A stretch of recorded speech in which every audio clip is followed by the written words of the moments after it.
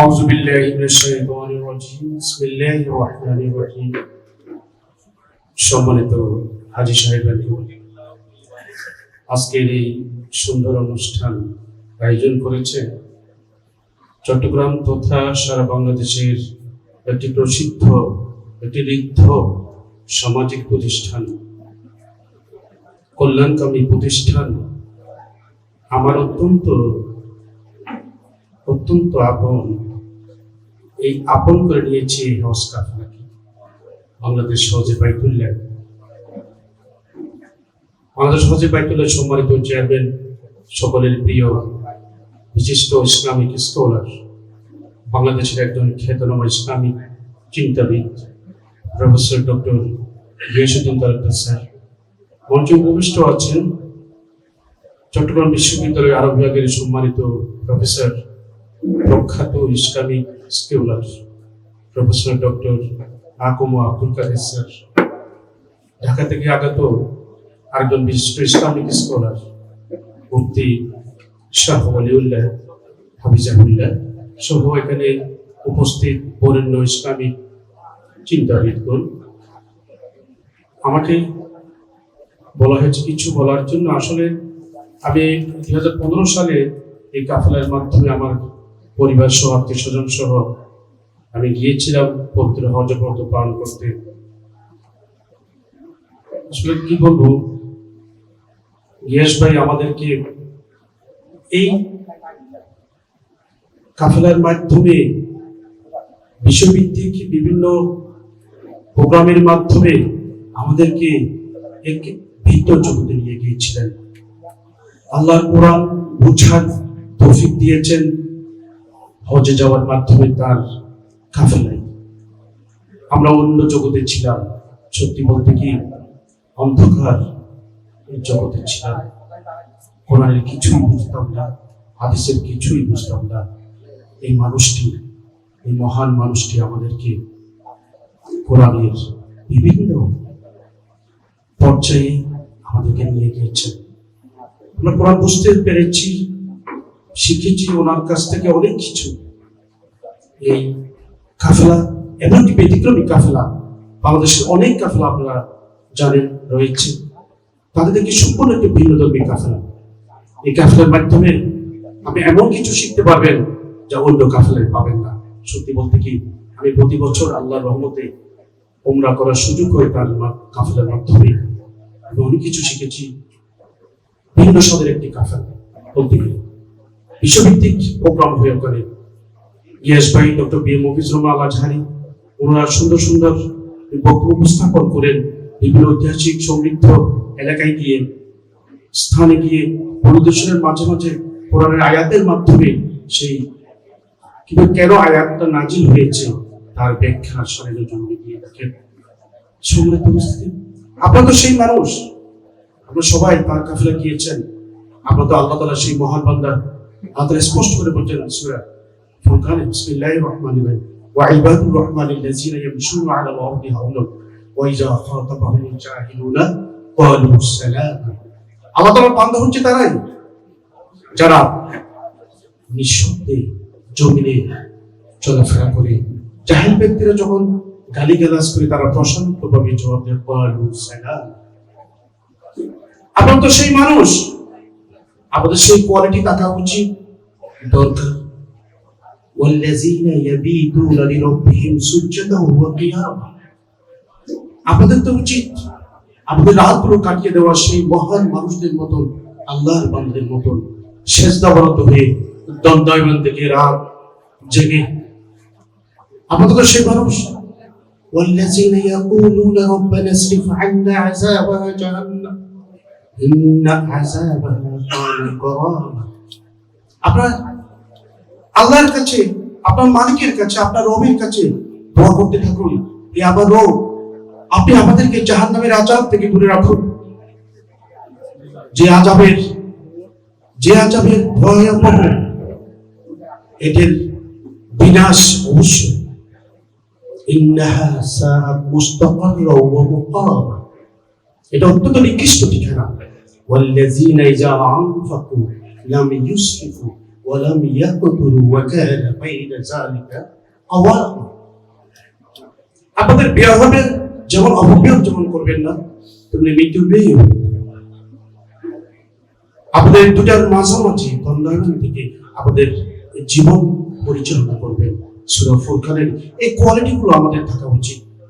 আল্লাহ তাআলা স্পষ্ট করে বলে দিয়েছেন 1400 বছর আগে তার প্রিয় হাবিবের মাধ্যমে। আপনার যেই জায়গায় গিয়েছেন সেখানে আল্লাহর কোরআন নাজিল হয়েছে। 23টি বছর ধরে আল্লাহর হাবিবের উপর এই কোরআন নাজিল হয়েছে। ওয়া নাযালনা আলাইকাল কিতাবা তিবয়ানান লিকুল্লি শাইইন ওয়া হুদাও ওয়া রাহমাতাও ওয়া বুশরা লিল মুসলিমিন। আল্লাহ বলছেন আমি তোমাকে এই কিতাব নাজিল করেছি, যা কিছু ব্যাখ্যা, তিবিয়ানা, সবকিছুর ব্যাখ্যা, ওয়া হুদা ওয়া হিদায়াত ওয়া রাহমা, দয়া, ও বুশরা, আনন্দ, লিল মুসলিমিন, মুসলমানদের জন্য এই আনন্দ, এই কোরআনটা আনন্দ প্রকাশ করা উচিত। এই কোরআন যে নাজিল হয়েছে হেদায়েতুল যালিকাল কিতাবুল লা রাইবা ফীহ, এটা এমন একটা সত্য মহাগ্রন্থ, এতে কোনো সন্দেহ নেই। হুদাল লিল মুত্তাকিন, এটা মুত্তাকিদের জন্য,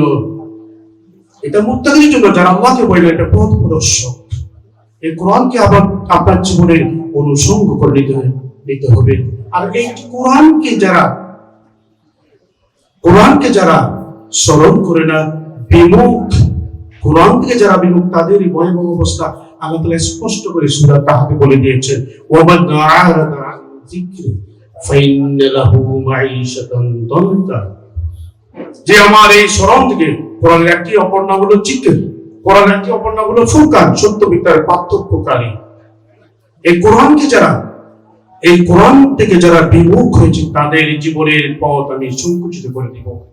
ওয়া নাহশুরহু ইয়াওমাল কিয়ামাতি আ'মা, তাদেরকে কিয়ামতের দিন আমি অন্ধ হিসেবে উত্থিত করব। ভয়ানক কথা। 123 নম্বর আয়াত সূরা তাহা। ওয়ামান আ'রাদা আন যিকরি ফাইন্না লাহু মাঈশাতান দানকা ওয়া নাহশুরহু ইয়াওমাল কিয়ামাতি আ'মা। তারা কি বলবে? ক্বালা রাব্বি লিমা হাশারতানি আ'মা, হে আল্লাহ আমাদেরকে কেন তুমি অন্ধ করে উঠাবে? ওয়াকাদ কুনতু বাসীরা, আমরা তো দুনিয়াতে চক্ষুষ্মান ব্যক্তি ছিলাম। আল্লাহ তাআলা কি জবাব দেবেন? ওয়ালা কাযালিকা আতাতকা আয়াতুনা, তোমার কাছে আমার আয়াত গিয়েছে, তোমার কাছে আমার কোরআন গিয়েছে, ফানাসিতাহা, তোমরা সেটা ভুলে গিয়েছো। ওয়া কাযালিকা আল-ইয়াওমা তুনসা, আজকে তোমাকে ভুলে যাওয়া হবে।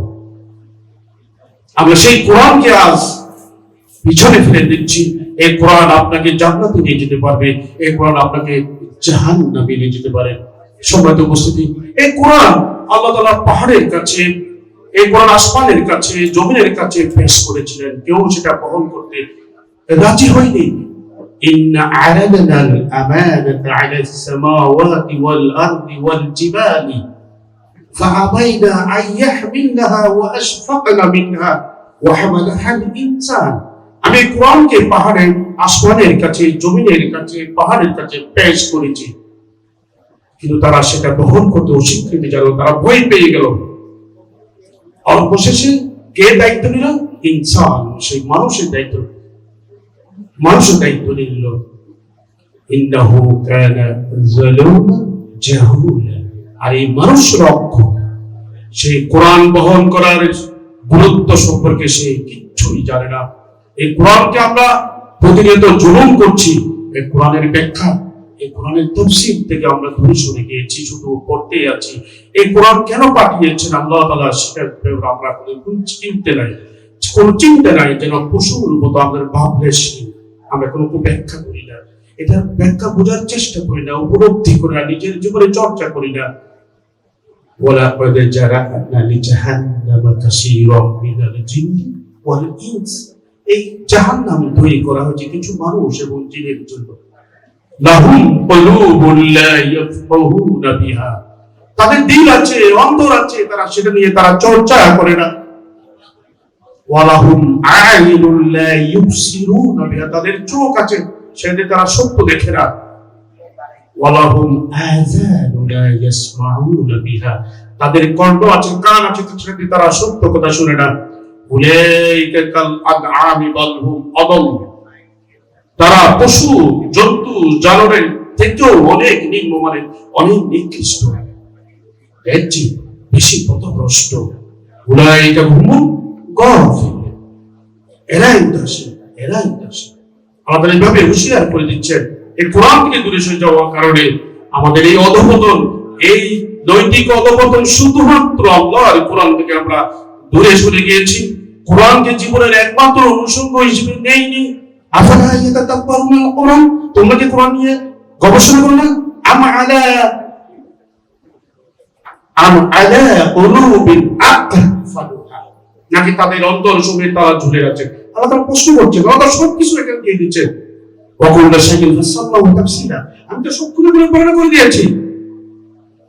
তোমরা কেন কোরআন গবেষণা করছো না? কেন কোরআন নিজের জীবনে প্রতিষ্ঠা করছো না?